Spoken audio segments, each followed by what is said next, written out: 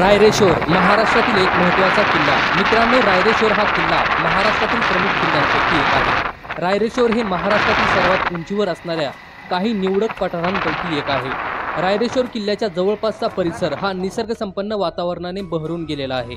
महाराष्ट्रातील बरेच पर्यटक व इतिहासप्रेमी आवर्जून या किल्ल्याला भेट देण्यासाठी येत असतात। नमस्कार मित्रांनो, स्वागत आहे आपले आणखी एका मनोरंजक आणि इन्फॉर्मेटिव्ह व्हिडिओमध्ये। आज आपण या व्हिडिओमधून महाराष्ट्रातील रायरेश्वर या किल्ल्याची माहिती जाणून घेणार आहोत।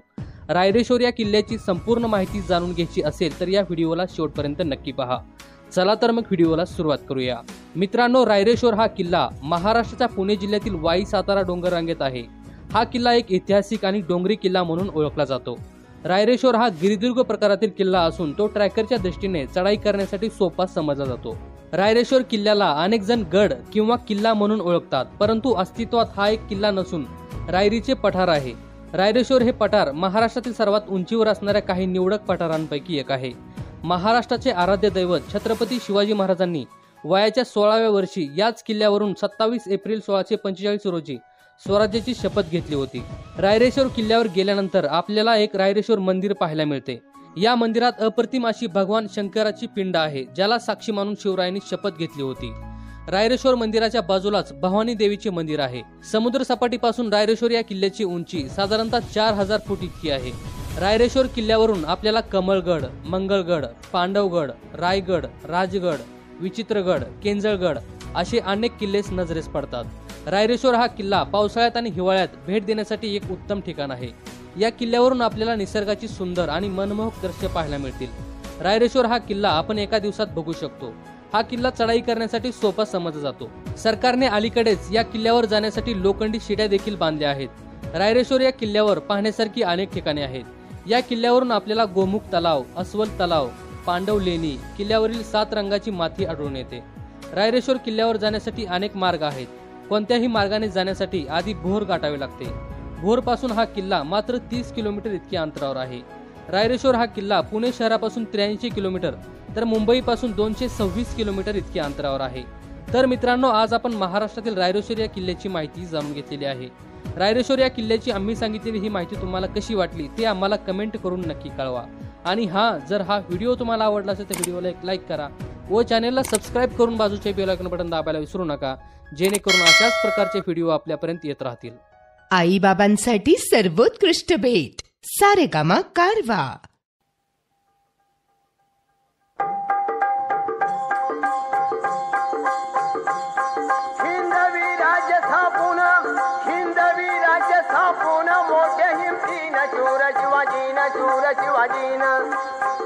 राज्याभिषेक समारंभ खास केला यथा विधी रायगड किल्ल्यात। ऐक शिवशाहीचा इतिहास, ऐक शिवशाहीचा इतिहास। कोण मानित नाही कोणाला, देवाधिकाला, देश धर्माला जुलूम जबरदस्ती अन्याय फार, असा भूमीवर वाढता भार। देवाला घ्यावा लागतो अवतार,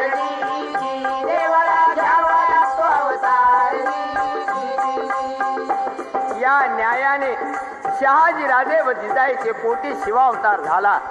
या शिवाजी बरोबर सह्याद्रीच्या दऱ्याखोऱ्यातील बाजी, तानाजी, येसाजी, सूर्याजी, फिरंगोजी सारखे मर्द मावळे स्वातंत्र्यासाठी देहाची कुर्बानी करण्यास तयार झाले आणि त्याने स्वराज्याचं बांधून तोरण प्रथम तोरण्याला गड किल्ले घेऊन स्वराज्याचा झेंडा फडकाला। पण आर्थिक प्रश्न महत्वाचा भासू लागला।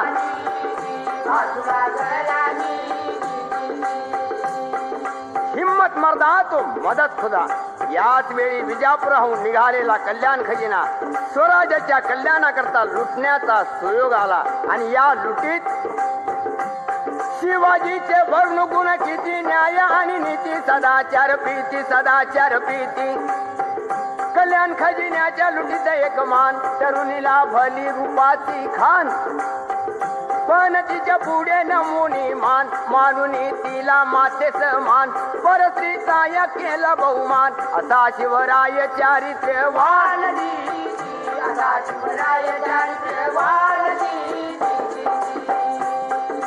रायपूरचा अफजल खान शिवाजीला करण्या हैराण किंवा त्याचा घ्यावं या प्राण पैजेचा विडा उचलून आला प्रतापगडावर जाण पण त्या अब्दुल खानाला शिवाजी राजान कायमचा बसविला तिथंच कबर बांधून मग फाजील सिद्धी आला पन्हाळगडी बेडा टाकला त्यातून शिवबा निसटला विशाळगडी पोचता झाला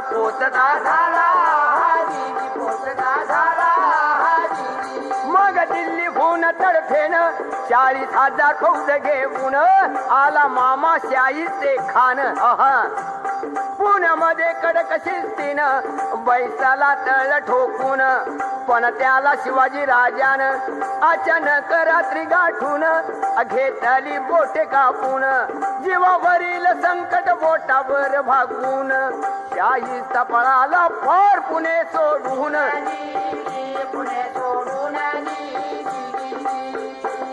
पुढे औरंगजेबाने आपला राजकारणी डाव खेळलेला मुत्सदीव धोरणे असलेला मिर्झा राजा जयसिंगाला शिवाजीवर पाठवून दिला त्यानं पुरंदर वेढीला तोफांचा भडीमार केला जोराचा हल्ला चढविला शिवाजीनं अशा वेळेला जाणून भविष्य काला माघारी पाय घेतला तडजोडीने किल्ले दिले गेले एकमेकाला त्यामुळे मिर्झा राजा तो मानी शिवबाला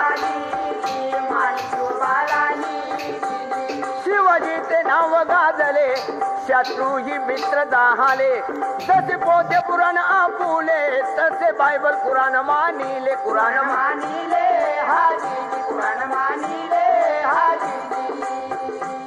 शिवाजीची कीर्ती पसरली चहूकडे बाली सणा नाही झाली दिल्लीपती औरंगजेब बादशाह मिर्झा राजा जो दक्षिण भागात त्याच्या मार्फत शिवाजी राजास वाढदिवसाच्या निमित्ताने खात हिकमतीने बोलावून शिवबात नजर कैदे ठेवले आग्र्यात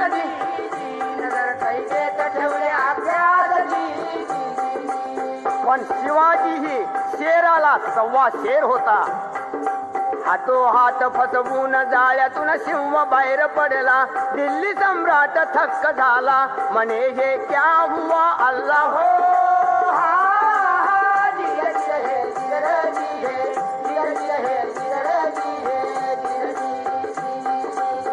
दिल्लीच्या बादशाची कायमची झोप उडून शिवाजी महाराष्ट्रात आल्याची बातमी